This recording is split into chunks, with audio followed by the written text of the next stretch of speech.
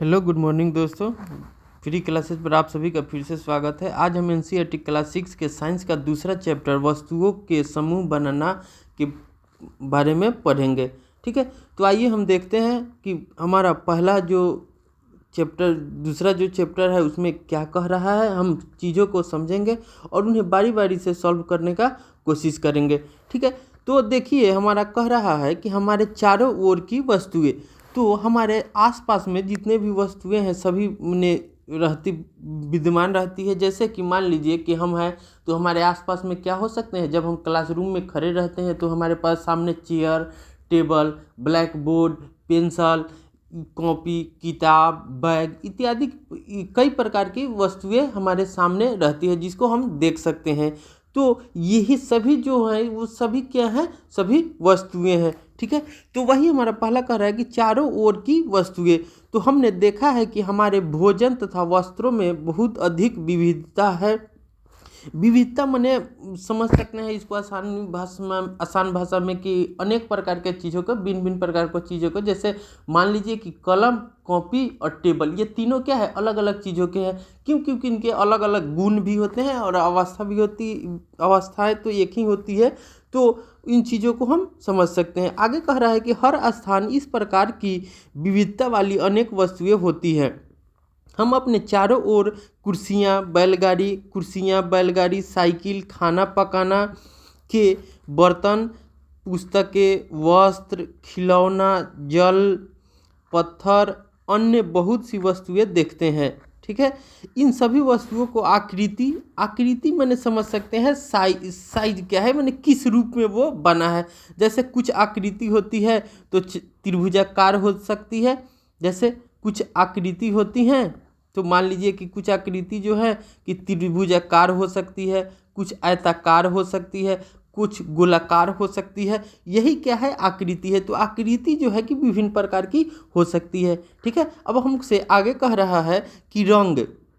तो रंग मन का मतलब होता है एक उसका अलग टर्म भी हो, वर्ण। रंग का मतलब होता है वो किस कलर में है। जैसे कुछ वस्तुएं हैं, मान लीजिए पेन है, तो पेन को हम लोग देखते हैं कि कभी वो क्या हो सकती है, वाइट रहती है, कभी ब्लू रहती है, ठीक है, रेड भी आती है, ठीक है, कभी ब्लैक आती है, उसके बाद क्या येलो भी हो सकता है। तो विभिन्न प्रकार के कलर भी में भी वो वस्तुएं रहती है। आगे कह रहा है हमसे कि तथा गुण जो होते हैं, गुण भिन्न भिन्न होते हैं, माने उनके गुण भी अलग अलग होते हैं। जैसे मान लीजिए कोई वस्तु है तो वो ठोस रहती है। जैसे आप टेबल को देखते हैं, मेज को देखते हैं, तो वो क्या है, हार्ड होते हैं। तो हार्ड जो वस्तु होते हैं वो क्या कहलाते हैं, ठोस कहलाते हैं। कुछ वस्तुएं द्रव अवस्था में रहती है। द्रव का मतलब हो जाएगा लिक्विड, जैसे पानी, दूध, केरोसिन, ये सब क्या है, द्रव अवस्था में होती है। उसके बाद क्या, कुछ वस्तुएं जो होती है कि गैस में भी रह सकती हैं। जैसे ऑक्सीजन, नाइट्रोजन, ये सभी क्या है, गैस फॉर्म में होते हैं।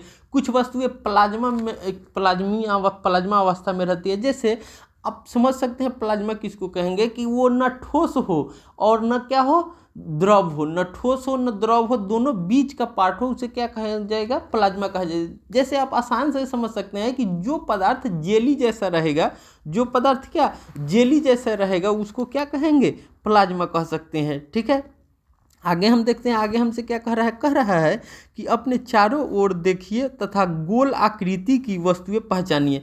अब हमें कह रहा है कि अपने चारों ओर देखना है और जो गोल आकृति होगा उसकी पहचान करना है। हमारी इस सूची में विभिन्न प्रकार की गेंद, जैसे रबर की गेंद, फुटबॉल तथा कंचे सम्मिलित हो सकते हैं। यदि हम अपनी सूची में लगभग गोल वस्तुओं को भी सम्मिलित कर ले तो इसमें सेब, संतरे तथा घड़े जैसी वस्तुओं को भी रखा जा सकता है। अब देखिए आगे हमसे क्या कह रहा है कि मान लीजिए हम प्लास्टिक की बनी वस्तुओं का एक समूह बनाना चाहते हैं। अब किसकी वस्तुओं का समूह बनाना चाहते हैं, तो प्लास्टिक की। ठीक है, तो प्लास्टिक की वस्तुओं का समूह बनाना है तो हम देख सकते हैं कि हमारे आसपास में क्या रहती है, तो प्लास्टिक की बाल्टी भी रहती है। प्लास्टिक की बाल्टी, लंच बॉक्स भी, जो छोटे छोटे बच्चे जो होते हैं या हम लोग भी जो लंच बॉक्स लेकर जाते हैं वो किसके बने होते हैं, प्लास्टिक के भी बने होते हैं। खिलौने भी प्लास्टिक के बने होते हैं, जल पात्र भी प्लास्टिक के होते हैं, पाइप जी भी क्या होते हैं, वो प्लास्टिक के बने हो सकते हैं, तथा इसी प्रकार की बहुत सी वस्तुओं को इस समूह में स्थान मिल सकता है। अतः वस्तुओं को समूह बनाने के बहुत से ढंग हैं। उपयुक्त उदाहरण में हमने वस्तुओं को समूहों में उनकी आकृति तथा जिस पदार्थ से वे बने हैं के आधार पर बांटा है। किस आधार पर बांटा है? तो उनकी आकृति तथा जिस पदार्थ से वे बने हुए हैं के आधार पर बांटा है। अब कह रहा है हमारे चारों ओर की वस्तुएं एक अथवा एक से अधिक पदार्थों से बनी होती है। हमारे चारों ओर की वस्तुएं क्या होती हैं? एक अथवा एक से अधिक पदार्थों से बनी होती है। ये पदार्थ कांच, ये पदार्थ कांच, कांच माने आप समझ सकते हैं शीशा। क्या? शीशा, धातु, प्लास्टिक, लकड़ी, रुई, कागज, पंख तथा मृदा। पंख का मतलब होता है कीचड़। पंख का मतलब क्या हो जाएगा? कीचड़, आप समझ सकते हैं। पंख का मतलब कीचड़ तथा मृदा मतलब भूमि होता है। मृदा का मतलब क्या हो जाएगा? भूमि या जमीन जिसको बोलते हैं वो मृदा है। हो सकता है कि क्या आप पदार्थों के और अधिक उदाहरण के विषय में विचार कर सकते हैं? क्रियाकलाप 1 है। कह रहा है आइए अब हम अपने चारों ओर से जितनी संभव हो सके उतनी वस्तुएं एकत्र करें। एकत्र का मतलब होता है कि इकट्ठा करना, माने बहुत सारा चीज़ अलग अलग है तो उस सभी को हम लोग एक जगह रखेंगे तो उसे क्या कहेंगे? एकत्र करना या एकत्रित करना बोलते हैं। हम में से प्रत्येक अपने घर से प्रतिदिन उपयोग होने वाली, उपयोग का मतलब होता है कि जो चीज़ को हम लोग यूज करते हैं डेली प्रतिदिन, वही क्या है? उपयोगी वस्तुएं होती है। एक वस्तु ला सकते हैं तथा कुछ वस्तुएं कक्षा के कमरे से अथवा विद्यालय के बाहर से एकत्र कर सकते हैं। हमारे इस संग्रह में हमारे पास क्या होगा? तो स्कूल से हमको क्या मिल सकता है? चौक मिलेगा, पेंसिल मिलेगा, नोटबुक मिलेगा, रबर, डस्टर, झाड़न, हथौड़ा, कील, साबुन क्या से मिलेगा? हमारे रसोई से मिल सकता है, ठीक है, डेली प्रतिदिन यूज होने वाले से, ठीक है। पहिए का आरा, बैट, माचिस की डिब्बी, नमक, आलू। हम वस्तुओं की एक ऐसी सूची भी बना सकते हैं जिनके बारे में हम केवल सोच ही सकते हैं, कक्षा के कमरे में ला नहीं सकते। उदाहरण के लिए दीवार। अब जैसे मान लीजिए कि हमने दीवार के बारे में सोचा कि दीवार जो है कि एक वस्तु है, लेकिन उसको तो हम ला नहीं सकते हैं, तो उसके बारे में हम क्या करते हैं? सिर्फ सोच सकते हैं, उदाहरण दे सकते हैं कि ये वस्तु है, ठीक है। जैसे वृक्ष को भी हम एकत्रित नहीं कर सकते, वो जहाँ है वहीं पे रहेगा। दरवाजे, ट्रैक्टर और सड़कें, ठीक है। अब हम आगे देखते हैं, आगे क्या कह रहा है हमसे कि इन संग्रह से उन सभी वस्तुओं को पृथक कीजिए। पृथक का मतलब होता है अलग करना। पृथक का मतलब क्या होता है? अलग करना, ठीक है। पृथक का मतलब क्या हो गया? अलग करना। जो कागज अथवा लकड़ी से बनी है। इस प्रकार आप सभी वस्तुओं को 2 समूहों में बांट सकते हैं। इनमें एक समूह की सभी वस्तुएं कागज। अब कह रहा है कि 2 समूह में बांटना है। कितने समूह में? 2 समूह में। पहला कह रहा है कि एक समूह में की सभी वस्तुएं किसकी होनी चाहिए? कागज की अथवा लकड़ी से बनी, ठीक है। दूसरे समूह में क्या होना चाहिए? तो इन पदार्थों से नहीं बनी हो। जैसे पहला समूह में क्या करना है? तो कागज की वस्तु होनी चाहिए और लकड़ी से, और दूसरा समूह में क्या करना है? इन दोनों से जो वस्तुएं न बनी हो उसको रखना है, ठीक है। अब कह रहे आइए अब हम कुछ अधिक योजनाबद्ध होते हैं। एकत्र की गई सभी वस्तुओं की सारणी 2.1 में सूची बनाइए। प्रत्येक वस्तु जिन जिन पदार्थों से बनी है उनको पहचानने का प्रयास कीजिए। इतनी लंबी सारणी बनाना जिसमें जितनी वस्तुएं संभव है उन सभी के बारे में सूचना एकत्र करके लिखना एक कौतुक हो सकता है। एकत्र की गई वस्तुओं में से कुछ वस्तुओं के पदार्थों के बारे में पता लगाना कठिन कार्य है। कठिन मतलब होता है डिफ़िकल्ट। कठिन का मतलब क्या हो जाता है? डिफ़िकल्ट में दिक्कत हो सकता है, ठीक है। हार्ड काम समझ सकते हैं, या जिसको करने में थोड़ा परेशानी हो आपको, वो कठिन है। ऐसे प्रकरणों में पदार्थों की पहचान के लिए अपने मित्रों, शिक्षक तथा अभिभावकों से विचार विमर्श कर सकते हैं। विचार विमर्श का मतलब होता है बातचीत। विचार विमर्श का मतलब कि बातचीत समझ सकते हैं, ठीक है। जैसे मान लीजिए कि हमने अपने पिताजी से या गार्जियन से या शिक्षक से कुछ बात बोला, उन्होंने हमको कुछ बात बताई, ठीक है। वो चीज़ क्या हो गई? ये दोनों प्रोसेस जो चला वही क्या हो गया? बात, विचार विमर्श हो गया, ठीक है।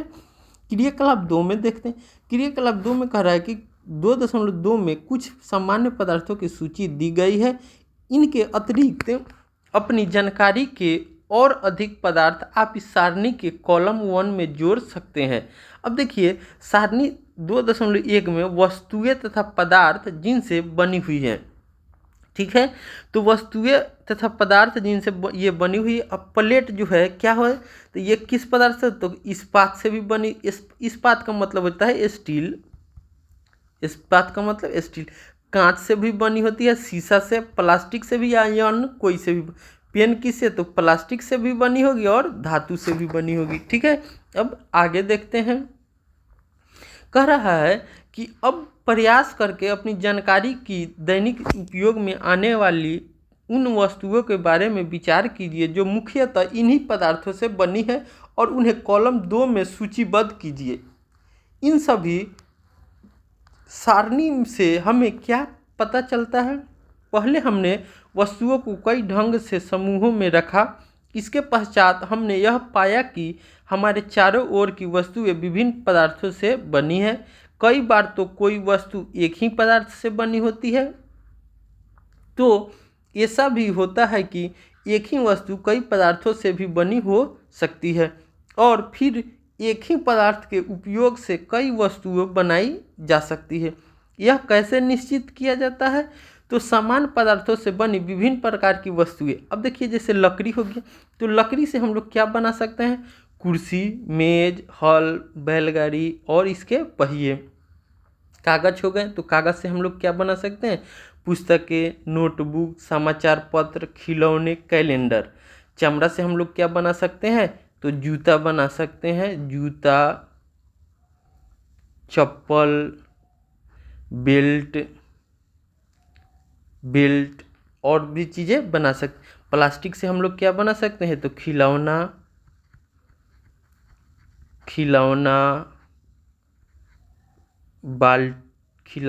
बाल्टी, ठीक है। उसके बाद क्या, पेन भी बन सकता है। उसके बाद और सारी चीज़ें भी बना जा सकता है, ठीक है।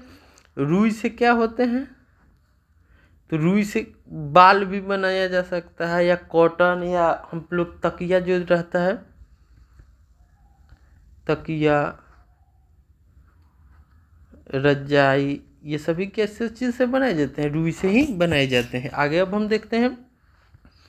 आगे कह रहा है कि किसी दी गई वस्तुओं को बनाने के लिए कौन सा पदार्थ उपयोग किया जाना चाहिए। ऐसा लगता है कि अभी हमने विभिन्न पदार्थों के बारे में और अधिक जानकारी प्राप्त करने की आवश्यकता है। एक टर्म देखते हैं यहाँ पर कि बार बार हमको पदार्थ आ रहा है, तो पदार्थ होता क्या है इसको हम जान लेते हैं। तो पदार्थ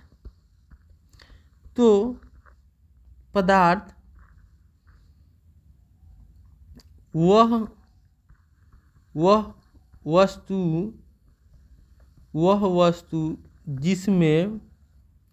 जिसमें द्रव्यमान,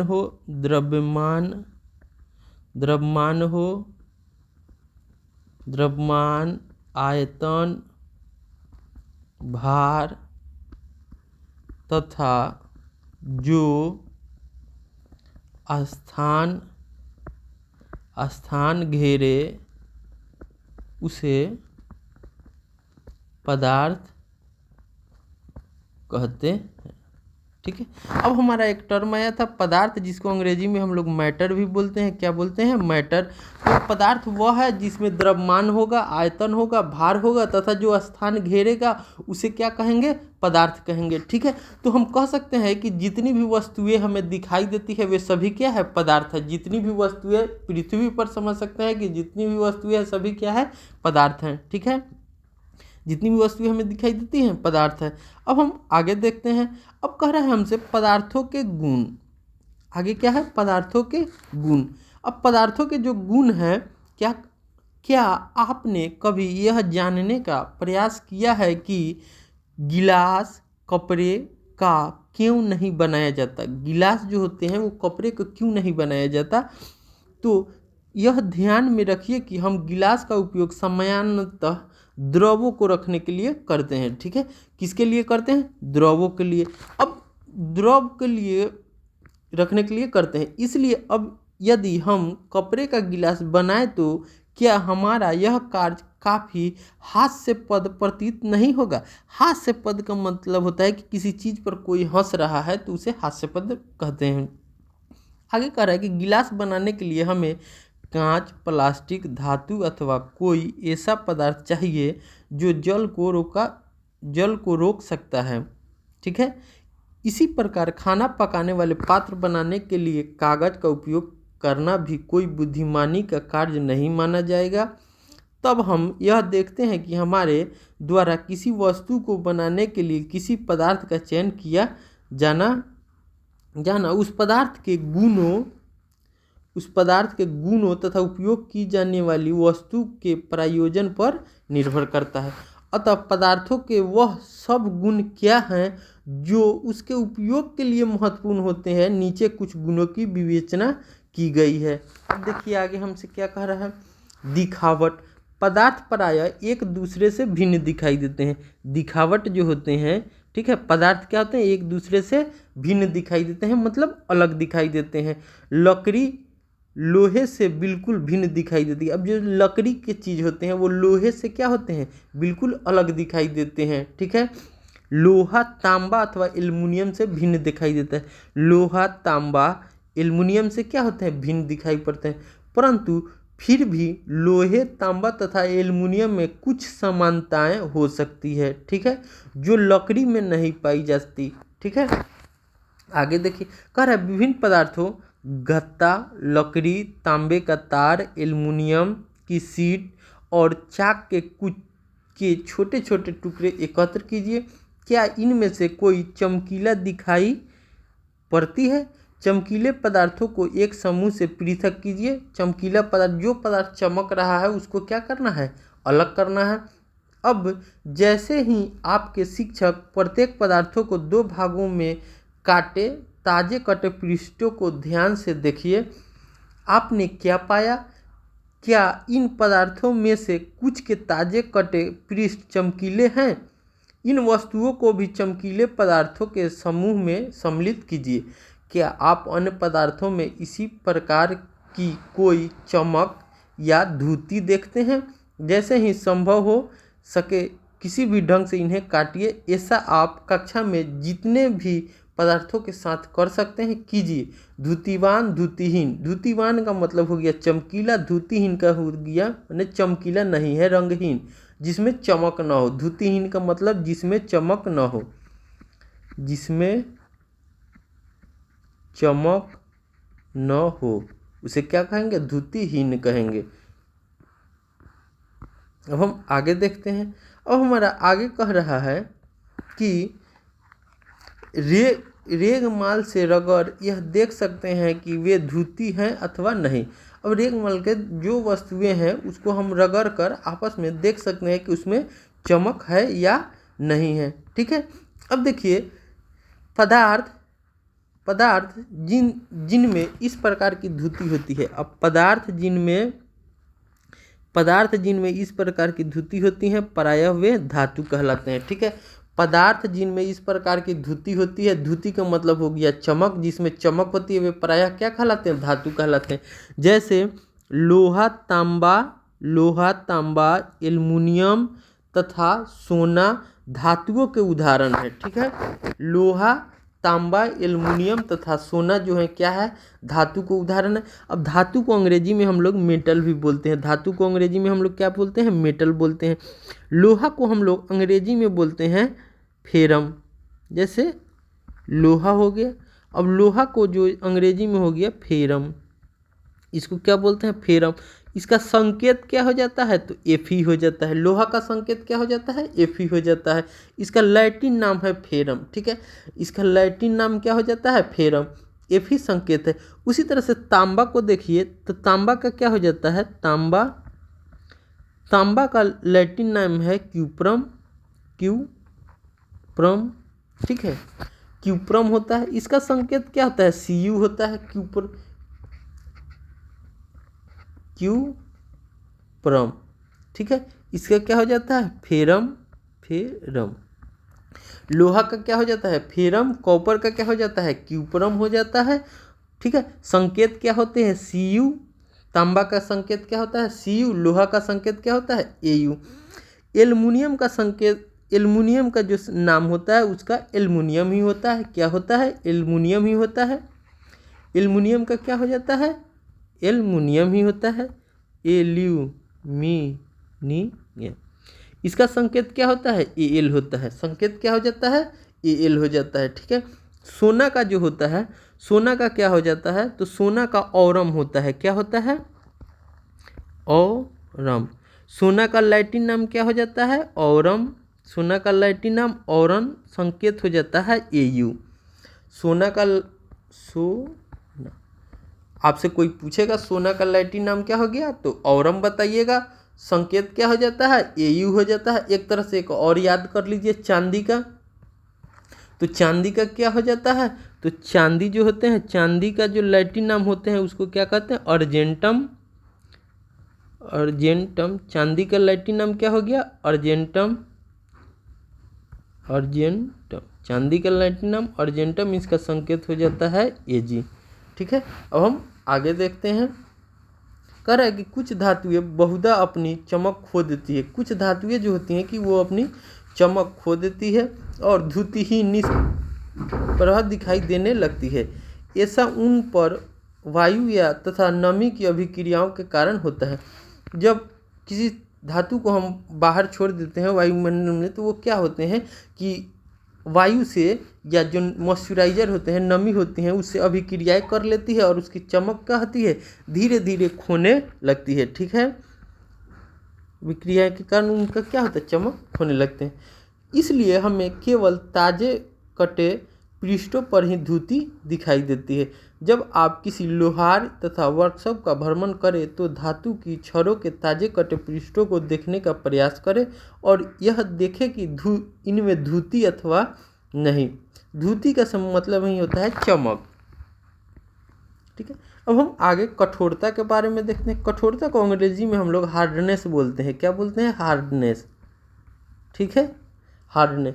अब देखिए हमको क्या कह रहा है कि जब आप विभिन्न पदार्थों को अपने हाथों से दबाते हैं, ठीक है, तो इनमें से कुछ को दबाना कठिन होता है जबकि कुछ अन्य आसानी से संपीड़ित हो जाते हैं, माने कंप्रेस हो जाते हैं। संपीड़ित का मतलब होता है कंप्रेस।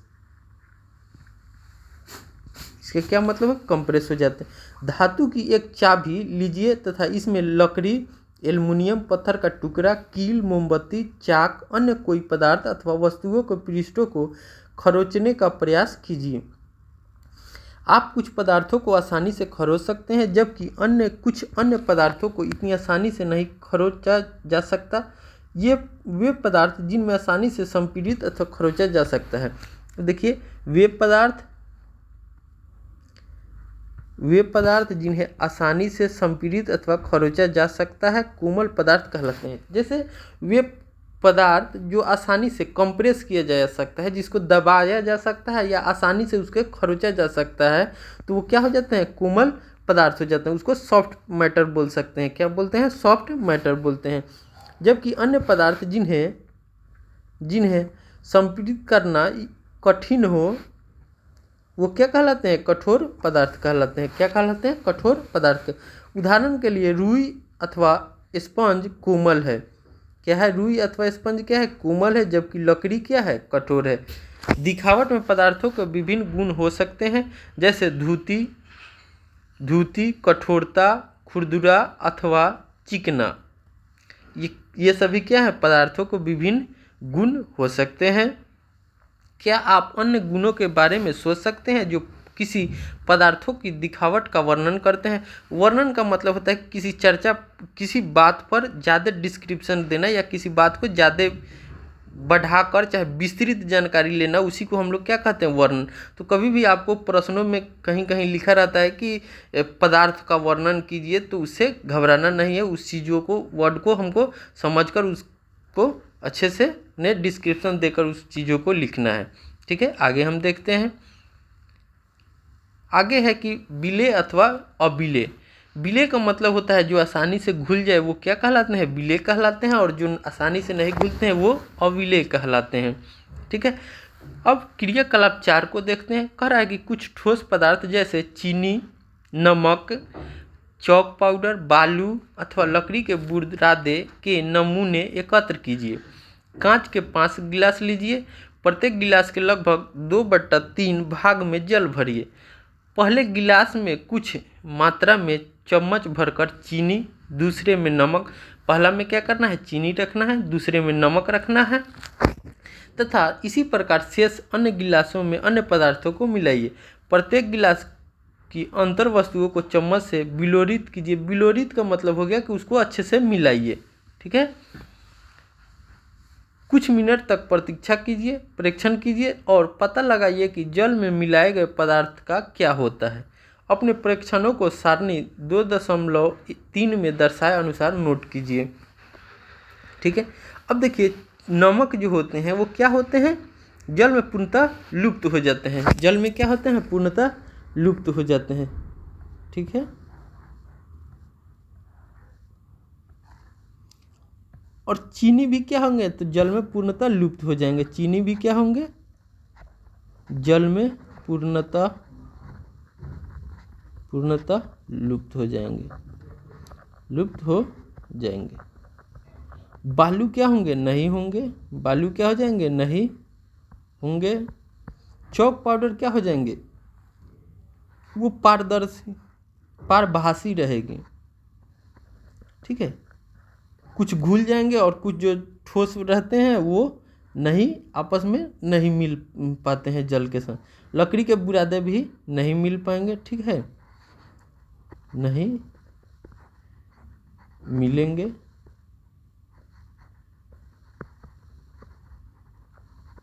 या इसको अविले लिख सकते हैं, अविले। ठीक है, हम आगे देखते हैं। कह रहा है आगे कि आप यह पाएंगे कि कुछ पदार्थ जल में पूर्णतः लुप्त हो गए, अर्थात घुल गए। हम यह कहते हैं कि ये पदार्थ जल में विलय हैं। जो पदार्थ घुल जाएंगे वो क्या कहलाएंगे, जल में, वो क्या कहलाए, जल में विलय है। तथा अन्य पदार्थ जल के साथ मिश्रित नहीं होते हैं अथवा काफ़ी समय गिलास में विलोरित करने पर भी जल में लुप्त नहीं होते हैं। ये पदार्थ क्या कहलाते हैं, अविलेय कहलाते हैं। चूँकि जल बहुत से पदार्थों को विलीन कर सकता है, इसलिए हमारे शरीर के कार्यों में इसकी एक महत्वपूर्ण भूमिका है। क्या द्रव भी जल में विलीन हो जाते हैं। आगे देखते हैं क्रियाकलाप 5। क्रियाकलाप 5 में कह रहा है सिरका, नींबू का रस, सरसों का तेल अथवा नारियल का तेल, मिट्टी का तेल अथवा अन्य किसी द्रव के नमूने एकत्र कीजिए। कांच का एक गिलास लीजिए, इसे आधा जल से भरिए। अब इसमें चम्मच भरकर कोई द्रव मिलाइए। चम्मच भरकर क्या करना है, कोई द्रव मिलाना है और भली भांति बिलोरित कीजिए। बिलोरित का मतलब होता है कि उसको धीरे धीरे आसानी से क्या करेंगे, मिलाएंगे या हिलाएंगे जल को किसी। इसे 5 मिनट के लिए छोड़ दीजिए, परीक्षण कीजिए क्या यह द्रव जल के साथ मिश्रित हो जाता है। जितने अधिक अन्य द्रव आपको उपलब्ध हो सके उन सभी के साथ इस प्रयोग को दोहराइए। हम यह देखते हैं कि कुछ द्रव जल में पूर्णतः मिश्रित हो जाते हैं, कुछ अन्य द्रव जल में मिश्रित नहीं होते हैं। कुछ समय तक ऐसे ही छोड़ देने पर अपनी पृथक परत बना लेते हैं। ठीक है,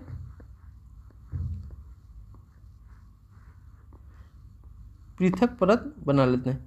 अब देखिए हमारा सारणी 2.4 में क्या है कि कुछ सामान्य द्रवों को कि जल में विलीयता। अब सिरका क्या होता है, तो भली भाली मिश्रित हो जाते हैं, वो आसानी से क्या होगा, जल में मिश्रित हो जाएगा। नींबू का रस भी मिश्रित हो जाते हैं। सरसों का तेल ये मिश्रित नहीं होंगे, क्या होते हैं, ऊपर एक परत बन जाता है वाइली टाइप का। नारियल का तेल भी मिश्रित नहीं होंगे, केरोसिन भी नहीं होंगे। ठीक है, कुछ गैसें जल में विलय हैं जबकि अन्य नहीं। सामान्यतः जल में कुछ गैसें थोड़ी मात्रा में विलीन होती हैं। उदाहरण के लिए जल में विलीन ऑक्सीजन गैस से जल में रहने वाले जंतुओं एवं पादपों को उत्तरजीविता के लिए अत्यंत महत्वपूर्ण है।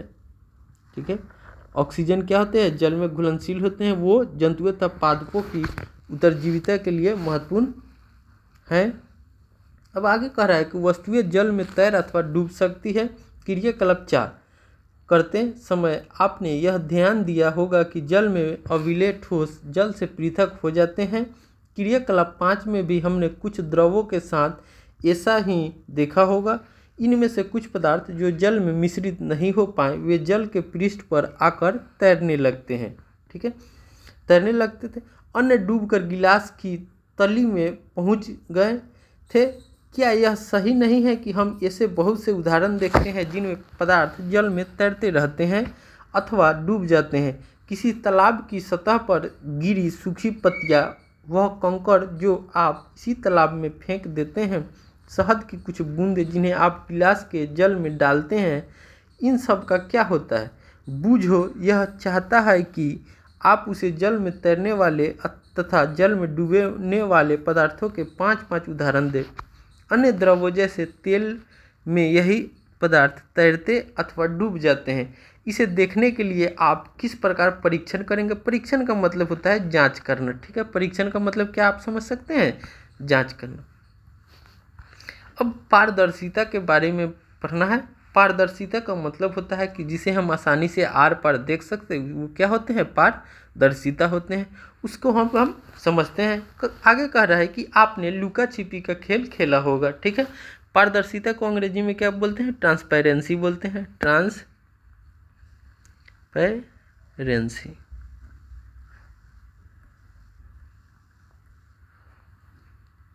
ठीक है, अब हम आगे देखते हैं। आपने लुका छिपी का खेल खेला होगा। उन स्थानों के बारे में विचार करिए जहां आप खेलते समय छिपना चाहेंगे ताकि आप दूसरों को दिखाई न दें। आपने इन स्थानों को ही क्यों चुना? क्या आपने कभी शीशे की खिड़की के पीछे छिपने का प्रयास किया है?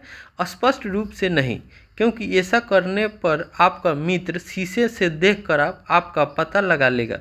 उन पदार्थों अथवा सामग्रियां जिनसे होकर वस्तुओं को देखा जा सकता है उन्हें पारदर्शी कहते हैं। क्या हो? उन पदार्थों अथवा सामग्रियों जिनसे होकर वस्तुओं को देखा जा सकता है उन्हें क्या बोलते हैं? पारदर्शी कहते हैं। उन पदार्थ अथवा सामग्रियों जिनसे होकर वस्तुओं को देखा जा सकता है उन्हें क्या कहते हैं? पारदर्शी कहते हैं। अब एग्जाम्पल में क्या हो सकते हैं? तो कांच, जल, ठीक है, वायु तथा कुछ प्लास्टिक पारदर्शी पदार्थों के उदाहरण है। प्रायः दुकानदार बिस्कुट, मिठाई तथा अन्य खाद्य पदार्थों को कांच अथवा प्लास्टिक के पारदर्शी पात्रों में रखना अधिक पसंद करते हैं। ठीक है, जैसे हम लोग दुकानदार के पास जाते हैं तो देखते हैं कि बिस्किट, मिठाइयाँ या कुछ अन्य पदार्थ जो रहते हैं वो किस में रखे रहते हैं? कांच के शीशी में रखी रहती है। क्यों? क्योंकि वो पारदर्शी रहती है तो वो दिखने में बाहर के लोगों को आसानी होती है। ठीक है, अब हम आगे देखते हैं। ताकि खरीदार इन चीज़ों को आसानी से देख सकते हैं। जो खरीदने आया है वो आसानी से इन चीज़ों को देख सकता है। इसके विपरीत कुछ ऐसे पदार्थ भी हैं जिनसे होकर आप वस्तुओं को नहीं देख सकते। इन पदार्थों को अपारदर्शी कहते हैं। क्या? ठीक, जिन वस्तुओं को हम नहीं देख सकते उन्हें क्या कहते हैं? अपारदर्शी कहते हैं। तो कुछ ऐसे भी पदार्थ होते हैं, ठीक है, जिनसे होकर आप वस्तुओं को नहीं देख सकते हैं। उन पदार्थों को क्या कहते हैं? अपारदर्शी बोलते हैं। क्या बोलते हैं? अपारदर्शी। इसको नॉन ट्रांसपेरेंसी बोलते हैं। क्या बोलते हैं? नॉन ट्रांसपेरेंसी बोलते हैं। तो ऐसे भी पदार्थ होते हैं जिनसे हम वस्तुओं को नहीं देख सकते, उन्हें क्या बोलते हैं? अपारदर्शी बोलते हैं। आप यह नहीं बता सकते कि बंद लकड़ी के बॉक्स, गत्ते के डिब्बे अथवा धातु के पात्र के भीतर क्या है रखा है। लकड़ी, गत्ता अथवा धातु अपारदर्शी पदार्थों के उदाहरण है। क्या हो सकते हैं? लकड़ी, गत्ता, धातु अपारदर्शी पदार्थों के क्या होते हैं? उदाहरण है। क्या अब आप यह समझते हैं कि हम बिना किसी भ्रांति के सभी पदार्थों एवं वस्तुओं को पारदर्शी अथवा अपारदर्शी समूहों में समूहित कर सकते हैं? क्रियाकलाप 6। कागज की एक शीट लीजिए और इससे होकर किसी प्रतिदीप्त बल्ब, प्रतिदीप्त बल्ब का मतलब होता है जलता हुआ बल्ब। इस संबंध में अपने प्रेक्षण नोट कीजिए। अब कागज की शीट के बीच में 2-3 बूंद खाने का तेल या मक्खन डालकर इसे फैलाएं। ठीक है, यहाँ तेल फैलाएं। प्रतिदीप्त बल्ब को दोबारा ध्यान से देखें। अब आप क्या देखते हैं, क्या आप यह पाते हैं कि हम बल्ब हमें पहले की अपेक्षा और अधिक स्पष्ट दिखाई देता है, परंतु क्या आप इस चिकने कागज से होकर प्रत्येक वस्तु को पूर्णतः स्पष्ट देख लेते हैं? कदाचित नहीं। ऐसे पदार्थ जिनसे होकर वस्तुओं को देखा नहीं जा सकता, ऐसे पदार्थ जिनसे होकर वस्तुओं को देखा नहीं जा सकता परंतु स्पष्ट नहीं देखा जा सकता, उन्हें क्या कहते हैं? पारभासी कहते हैं। ठीक है, ऐसे पदार्थ जिनसे होकर वस्तुओं को देख तो सकते हैं परंतु बहुत स्पष्ट नहीं देख सकते, उन्हें क्या कहते हैं? पारभासी कहते हैं। कागज पर लगे उस तैलीय धब्बे को याद कीजिए जिसका उपयोग हमने खाद्य पदार्थों का वसा के लिए परीक्षण करने के लिए किया था। ठीक है, वह भी क्या थे? पारभासी थी। ठीक है, क्या आप पारभासी पदार्थों के कुछ और उदाहरणों पर सोच विचार सकते हैं? अतः हम पदार्थों को अपारदर्शी, पारदर्शी अथवा पारभासी समूहों में बांट सकते हैं। अतः हम पदार्थों को क्या? पारदर्शी, अपारदर्शी, ठीक है, और पारभासी के रूप में बांट सकते हैं। पहले किसी अंधेरे वाले स्थान पर टॉर्च के कागज को हथेली से ढकने का सुझाव देती है। टॉर्च का स्विच ऑन करके हथेली के दूसरी ओर का प्रेक्षण कीजिए। वह यह जानना चाहती है कि क्या आपकी हथेली अपारदर्शी है, पारदर्शी है अथवा पारभासी है। हमने यह सीख लिया है कि पदार्थों की अपनी भिन्न दिखावट होती है अथवा उनके जल अथवा अन्य द्रवों में मिश्रित होने के ढंग भिन्न भिन्न होते हैं। वे जल में तैर अथवा डूब सकते हैं अथवा पारदर्शी, अपारदर्शी और पारभासी हो सकते हैं। ठीक है, पदार्थों का समूहन उनके गुणों में समानताओं अथवा विभिन्नताओं के आधार पर किया जा सकता है। ठीक है, पदार्थों का जो समूहन है क्या किस आधार पर किया जाता है? तो उनके समानताओं और विभिन्नताओं के आधार पर किया जाता है। हमें पदार्थों को समूहों में रखने की आवश्यकता क्यों पड़ती है? दैनिक जीवन में हम पदार्थों का समूहन अपनी सुविधाओं के लिए करते हैं। ठीक है, किसके लिए हमको रखने की आवश्यकता पड़ती है? तो अपनी सुविधाओं के लिए। घर में हम अपनी वस्तुओं का भंडारण सामान्यतः इस प्रकार करते हैं कि एक जैसी वस्तु एक साथ रखी हो। इस प्रकार की व्यवस्था द्वारा हम आसानी से उनका पता लगा सकते हैं।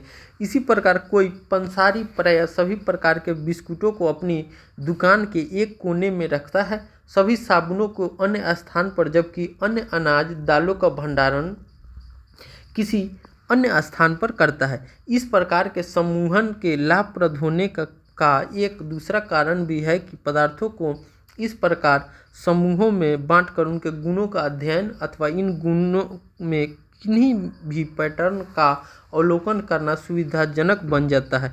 इसके विषय में और अधिक हम उच्च कक्षाओं में करेंगे। इसके विषय में और हम लोग पढ़ेंगे उच्च कक्षाओं पर। जैसे कठोर एक वर्ड आ गया। ठीक है, तो हम जानते हैं कि कठोर क्या है? तो वह पदार्थ जिसको आसानी से खरोचा नहीं जा सकता। कठोर क्या हो जाएगा? तो वह पदार्थ जिसे आसानी से हम लोग खरोचा नहीं जा सकता या कंप्रेस नहीं किया जा, संपीड़ित नहीं किया जा सकता, वो क्या कहलाते हैं? कठोर कहलाते हैं। और विलय क्या हो जाते हैं?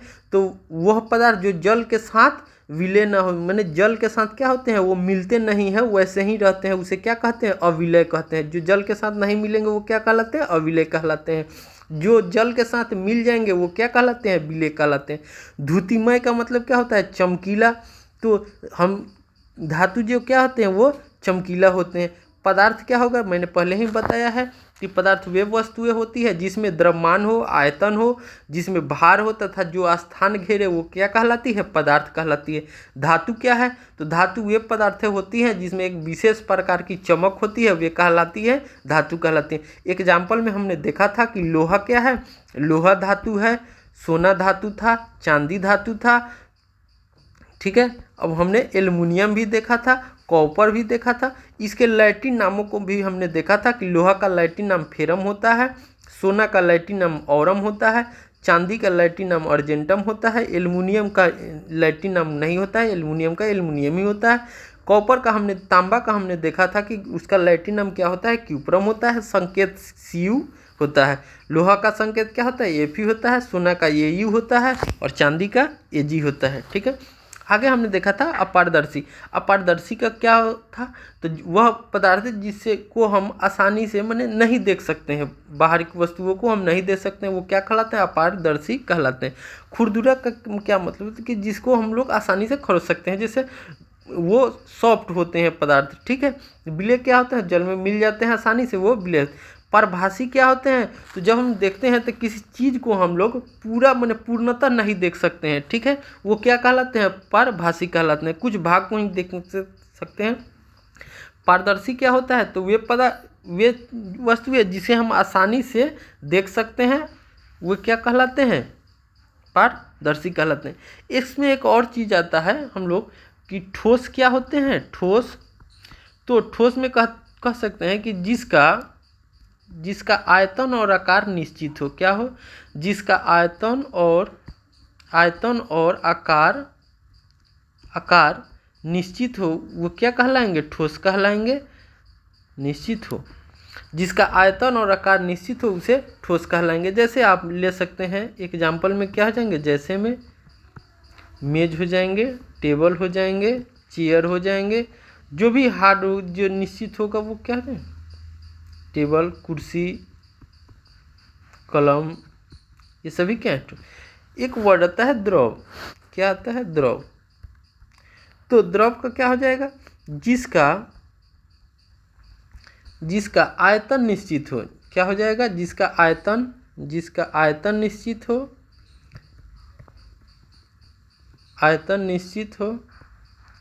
आकार अनिश्चित हो, आकार अनिश्चित हो, उसे क्या कहेंगे, उसे द्रव कहते हैं, उसे द्रव कहते हैं। जैसे आप पानी, किरोसिन, दूध, ये सभी क्या है, ये सभी द्रव है। और गैस क्या हो जाएगा, तो जिसका आयतन